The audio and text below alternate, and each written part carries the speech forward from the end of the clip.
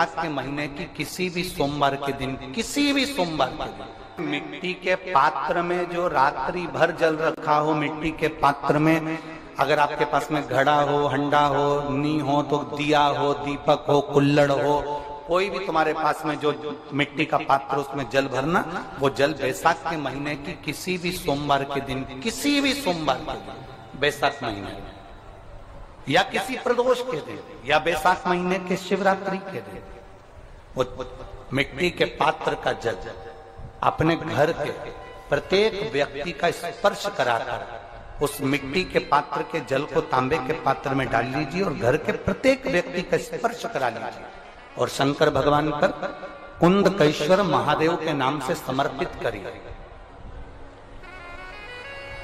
कुंदकेश्वर महादेव कभी जीवन में पीछे पलट कर देखने की जरूरत नहीं पड़ेगी, आप उन्नति की सीढ़ी की ओर बढ़ते चले जाएंगे। बैसाख महीने में मिट्टी के पात्र का जल भगवान शंकर को समर्पित होना चाहिए, उसका सुख हमारे जीवन को एक आनंद फल प्रदान।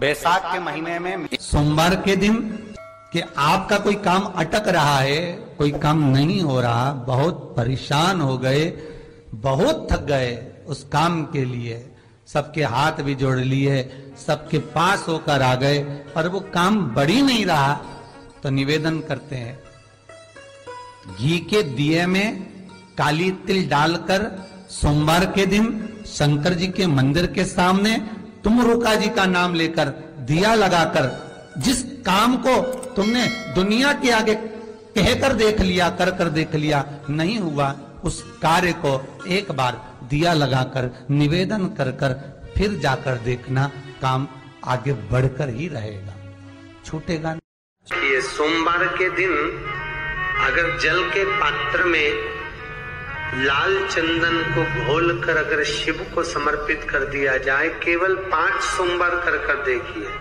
जो मन की कामना होती है वो पूर्ण हो जाती है। लाल चंदन केवल अगर जल के पात्र में अगर घोला जाए और जल के पात्र में घोलकर जल को लाल चंदन मिलाकर अगर शिव को समर्पित करा तो शंकर भगवान राजी हो जाते हैं, प्रसन्न हो जाते हैं। शिव को चाहिए क्या? केवल एक जल, 3 बार ताली बजा दो तो भी भोलेनाथ राजी हो जाते हैं।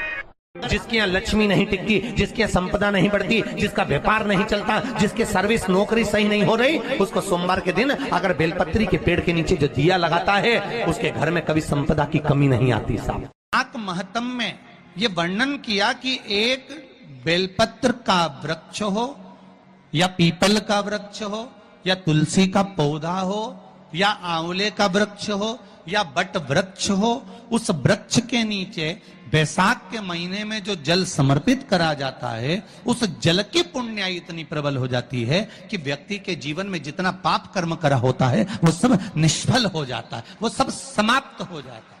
बैसाख महीने में पार्थिव शिवलिंग के निर्माण का, और उसमें एक बात कही गई कि जब संसार का मनुष्य मृत्यु लोक में रहने वाला मानव, मृत्यु लोक में रहने वाला मनुष्य मिट्टी के शिवलिंग का निर्माण करता है, पार्थिव शिवलिंग का निर्माण करता है, और जिस घर में पार्थिव शिवलिंग का निर्माण होकर उसकी पूजन होती है, घर का सदस्य उस पर अगर एक बूंद जल समर्पित कर देता है, तो जितने घर के सदस्य होते हैं उस पार्थिव शिवलिंग के निर्माण को करने वाले होते हैं, पूजन करने वाले होते हैं, उनको 6 महीने तक किसी बड़ी बाधाओं को झेलना नहीं पड़ता, वो दुख अपने आप कट जाता है। पार्थिव शिवलिंग का निर्माण बैसाख महीने, एक लोटा पानी जो भगवान शंकर को समर्पित करता है, मरने के बाद तुम्हारी औलाद तुम्हारा किसी पवित्र नदी में तर्पण करे ना करे, तुम्हारा शिव को दिया हुआ जल तुम्हारे खाते में पहुंच जाता। आपने जो शंकर भगवान को 1 लोटा जल दिया है, शिव जी को 1 लोटा पानी चढ़ाया, शंकर भगवान को 1 लोटा जल समर्पित करा है, शंकर भगवान को 1 लोटा जल अगर आपने दिया है तो वो आपके खाते में पहुंचेगा जरूर, ये निश्चित है, पक्का है। भक्ति के अनुसार, शंकर भगवान के अनुमोदन के अनुसार, पहले भी कथा में कहा, आज फिर कह रहे हैं, आप जब शंकर भगवान को 1 लोटा जल समर्पित करते हो तो वो 33 कौटि देवताओं के हिस्से में चले जाता है। 1 भाग पितरों के हिस्से में चले जाता है, 1 भाग आहूतों के हिस्से में चले जाता है, 1 भाग वाचुकों के हिस्से में चले जाता है। आपने जो भगवान को दिया वो धीरे धीरे धीरे धीरे धीरे धीरे धीरे बढ़ता चले जाता है, भगवान के धामों में पहुंचता चले जाता है। जिन जिन को आपने नहीं भी दिया, शंकर भगवान पे चढ़ा हुआ जल उन तक भी पहुंच जाता है। ये केवल आपकी निर्मल और आनंदित भक्ति के बल पर पहुंचता है, भक्ति के बल। बेल का जो फल होता है, बेलपत्री का फल, उसका जैसे गुर्दा, उसके अंदर का जो भाग होता है बेल का, वो गुर्दा।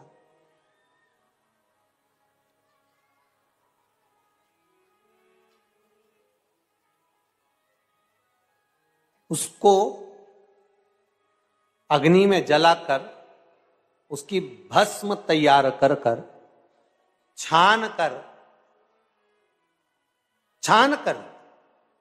जब जब आपके यहां विद्वान ब्राह्मण शिव जी का अभिषेक कराते हैं, पूजन कराते हैं, तो उसमें लिखते हैं पूजन के साहित्य में बेलपत्री, धतूरा, दुर्वा, ये उसमें नीचे लिखेंगे भस्म। लिखते कि नहीं लिखते? लिखते हैं ना, भस्म अभिषेक में चाहिए रहती।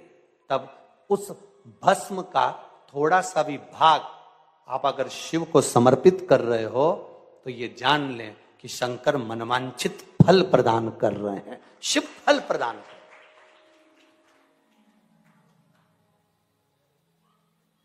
महाराज,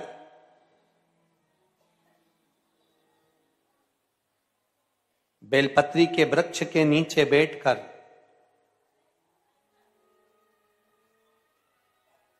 हाथ में 1 बेलपत्र का पत्ता रखकर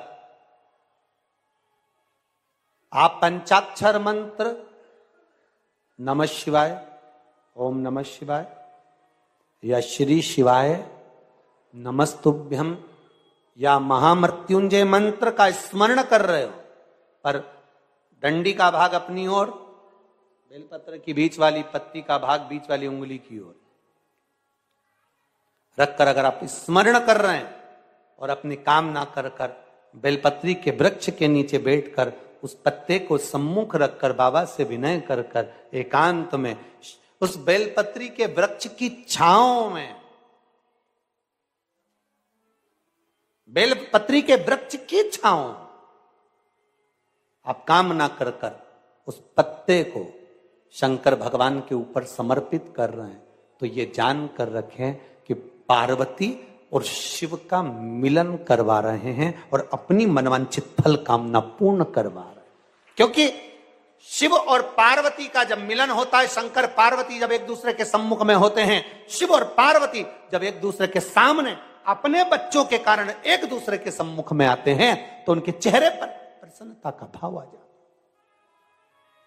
तो फल, मनवांछित फल की कामना आप जिस कामना के लिए कर रहे हैं, विवाह के लिए, नौकरी के लिए, सर्विस के लिए, व्यापार के लिए, रोग मुक्ति के लिए, आप जिस कामना से कर रहे हो, बस उससे कहकर कभी सोमवार का दिन हो, क्योंकि शंकर जी को सोम प्रिय है, सोमवार का दिन, चंद्र का वार शिव जी को प्रिय है,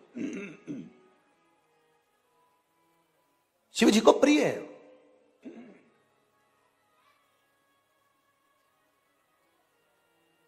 किसी ने पूछा, गुरुजी शिव जी की प्रियता चंद्र में? हां, क्योंकि चंद्र शीतल है, शंकर भगवान के कंठ पर विष है, शीतलता का भाव अच्छा लगता है। शंकर भगवान को इसलिए कहते भोले, भोले को भोला पसंद है। आप जितने भोले रहेंगे, दुनिया के लोग भले आपको मूर्ख कहें, पगला कहें, भोला कहें, पर आप शंकर के प्रिय हो। ज्यादा हमें चतुर नहीं बनना। क्या करें चतुर बन के? ये बैसाख का महीना चल रहा है, बैसाख के महीने में मिट्टी के पात्र में जल रखा जाता है और मिट्टी के पात्र का जल शिव जी को समर्पित किया जाता है। बैसाख चरित्र स्कंद पुराण में उठाकर पढ़ना कि आखिर मिट्टी के पात्र का जल बैसाख के महीने में शंकर को क्यों चढ़ाया जाता है। अगर मिट्टी का पात्र भी नहीं हो, तुम्हारे घर में मटका हो, सुरई हो, वो भी नहीं हो, तो एक दिए में मिट्टी के पानी भर लो और वो पानी तांबे के कलश के अंदर जो पानी है उसमें मिला लो। पर मिट्टी का जल शिव जी को क्यों चढ़ाया जाता है? स्कंद पुराण के अंदर बैसाख महत्व में लिखा कि जो अधोगति में मर गया होता है, अचानक मर गया होता है, एक्सीडेंट में मर गया होता है, उसकी जीने की और तमन्ना थी, अचानक कोई बीमारी लग गई और मर गया, कोई बड़ी बीमारी लगने के कारण चला गया, उसको बहुत कुछ करना था पर मर गया, उसके लिए बैसाख महीने में शंकर भगवान को जब हम मिट्टी के पात्र का जल समर्पित करते हैं तो वो जीव तड़पता नहीं है, कहीं भटकता नहीं है। उसको गया में पितरों में मिलाया कि नहीं मिलाया, बद्र विशाल में ब्रह्म का पाली करी कि नहीं करी, कभी पिंडदान कभी तर्पण तिलांजलि हुई कि नहीं हुई, पर मिट्टी के पात्र का जल बैसाख महीने में शिव जी को चढ़ाया जाता है तो वो जीव कहीं पर भी हो उसकी मुक्ति हो जाती है, उसका मोक्ष हो जाता है। भले एक दिए, अगर आपके पास मिट्टी का मटका नहीं है, आपके पास मटका नहीं, सुराई नहीं, मटकी नहीं, मिट्टी का कोई पात्र नहीं, कोई तारवान नहीं, तो आप दिए के अंदर भी जल भरकर उसको तांबे के लोटे में मिलाकर शिव जी को चढ़ा सकते हो। बैसाख महीने में वो जिस नारी के गर्भ में बच्चा 1-2 महीने का, 4 महीने का किसी का गिर गया हो, बच्चा चले गया 2 महीना, 4 महीना, 6 महीने का समाप्त हो, उसको चढ़ाना चाहिए बैसाख महीने में शिव को जल, मिट्टी के पात्र का जल। परिवार में कोई अधोगति में चले गया, चढ़ाना चाहिए मिट्टी की। शिवरात्रि शिव महापुराण की कथा कहती है, जैसे शरीर की कोई भी इंद्री में जैसे हाथ है, कई माताओं के या पुरुष लोगों के, कई लोगों के, ये नहीं है कि तुम्हारे हाथ केवल तुम बूढ़े होगे तभी कांपते हैं। कई बहन बेटियों के, कई जवान लोगों के भी हाथ जब सीधा करवाओ तो कांपने लगता है, कंपन करता है। उनको लगता है कि हमको कोई रोग हो गया, कोई बीमारी हो गई। डॉक्टर को भी दिखाते हैं कि ये हमारा हाथ कांपता बहुत है, कंपन बहुत करता है। उसका एक उपाय अग्नि पुराण में से आप निकाल कर सकते हैं। जिनके भी हाथ कांपते हो, चाहे वो युवान बेटा बेटी हो, चाहे वो वृद्ध हो, जिनके भी हाथ कांपते हैं, हाथ में थोड़ा बहुत कंपन रहता है, और ऐसे कई लोग हैं, केवल हम उनको नहीं कहेंगे कि बुजुर्ग लोगों के कांपते हैं, बहुएं हैं, बेटियां हैं, कई काम करने वाले जो होते हैं, जिन दिन रात दुकान पर बैठते हैं, काम करते हैं, उनके भी हाथ में थोड़ा कंपन आने लगता है। महाराज काली तिल शंकर भगवान को किसी भी सोमवार के दिन समर्पित कर देते हैं। उस काली तिल को चढ़ाने के बाद एक बेलपत्री, एक शमी पत्र शिव जी को चढ़ाना। बेलपत्री और शमी पत्र को उठाकर जहां से पानी शिवलिंग, जलाधारी, ये पानी बहने का स्थान, जहां से पानी नीचे की ओर जाता है, बेलपत्री और शमी पत्र को उठाकर जहां से पानी नीचे की ओर जाता है वहां उस पत्ती को रख दे। काली तिल को वापिस जलाधारी पर से शिवलिंग पे से उतार कर लेकर आ जाए और उसको डब्बी में रखें। सुबह उठने के बाद में, मुंह धोने के बाद में, नाश्ता करने से पहले या कुछ भी खाने से पहले मुख में 2 दाने वो काली तिल के हाटकेश्वर महादेव का नाम लेकर, कौन से महादेव? हाटकेश्वर महादेव का नाम लेकर 2 दाने उस काली तिल के खाना चालू कर दीजिए। 8 दिन 9 दिन कर लो, हाथ में कंपन आना बंद हो जाएगा और आपका हाथ धीरे धीरे ठीक हो जाएगा। रोज शंकर के मंदिर में प्रतिदिन जाने वाले को और एक और चीज अपने स्मरण में रहे, अगर शिव के मंदिर नहीं जा सकते तो अपने घर में जो शिवलिंग है उस पर जल चढ़ाओ। और यदि आप अपने शंकर के घर में शिवलिंग पर भी जल नहीं चढ़ा पा रहे हो तो किसी बेलपत्री का वृक्ष हो, उस वृक्ष के नीचे भी जल चढ़ाओ। और कभी मौका मिल जाए, कभी भगवान शंकर की बड़ी करुणा हो जाए, भगवान शंकर की बड़ी उदारता हो जाए, भगवान शंकर की बड़ी कृपा हो जाए, बड़ी कृपा हो जाए, भगवान शंकर जिस दिन तुम्हारे ऊपर बहुत बड़ी कृपा कर दे, किसी सोमवार को 3 नियम बना लो। जिस दिन मेरा भोले बाबा तुम पर कृपा कर दे उस दिन सोमवार का एक नियम बनाओ कि महीने का एक सोमवार मुझे ऐसा करना है, 3 नियम धारण करना है महीने के सोमवार को। पहला, सुबेरे जाकर शंकर भगवान को 1 लोटा जल चढ़ाना है। दूसरा, दोपहर के समय पर जाकर मुझे बेलपत्री के वृक्ष के नीचे एक चावल का दाना रखकर बेलपत्री की 7, 11, 21, 108, 51 जितनी परिक्रमा आप लगा सकते हो वो लगाना है। और तीसरा, बेलपत्री के वृक्ष के नीचे और शंकर के मंदिर के दरवाजे पर मुझे एक घी का दीपक लगाना है। बस ये 3 नियम जिसने महीने में एक बार ले लिया, समझ लो उसको पीछे हटने की जरूरत ही नहीं, वो आगे ही बढ़ेगा। महीने के किसी एक सोमवार का ऐसा नियम बना लो कि मुझे 3 नियम धारण करना है महीने के किसी भी एक सोमवार को। हम ये नहीं कहेंगे कि तुम सोमवार 5 पढ़ रहे हैं तो 5 को करो, 4 पढ़ रहे हैं तो 4 को करो, 3 पढ़ रहे हैं तो 3 को करो। तुम तो महीने का एक सोमवार का नियम बना। और मेरी जीजियों से, मेरी बेटियों से जो विदेश में रह रही हैं, जो कहीं बाहर रह रही हैं, कहीं बड़े शहर में रह रही हैं, जो रोज मंदिर नहीं जा सकते, हर किसी महीने के एक सोमवार को भी ये नियम निर्धारण करते, तो उनसे कहेंगे कि 3 महीने में एक सोमवार का नियम बना लो। 3 महीने में नहीं बना सकते तो 6 महीने में एक सोमवार का नियम बना लो। और 6 महीने में नहीं बना सकते तो 1 साल में एक सोमवार का ऐसा नियम बना लो कि मैं साल का एक सोमवार ऐसा रहूंगी कि सुबह सोमवार के दिन मंदिर में जाकर जल चढ़ाऊंगी, दोपहर में जाकर बाबा को एक अक्षत का दाना रखकर, अक्षत का मतलब है कि बाबा मेरी दिनों दिन उन्नति करना। बेलपत्री के वृक्ष के नीचे जो अक्षत रखा जाता है वो उन्नति के लिए रखा जाता है। शंकर के शिवलिंग पर जो अक्षत रखा जाता है वो रोग मुक्ति के लिए रखा जाता है। अशोक सुंदरी पर जो अक्षत रखा जाता है वो संतान प्राप्ति के लिए रखा जाता है। षडानंद कार्तिकेय की ओर जो अक्षत रखा जाता है वो हमारे बच्चों की सुख समृद्धि के लिए रखा जाता है। विनायक की ओर,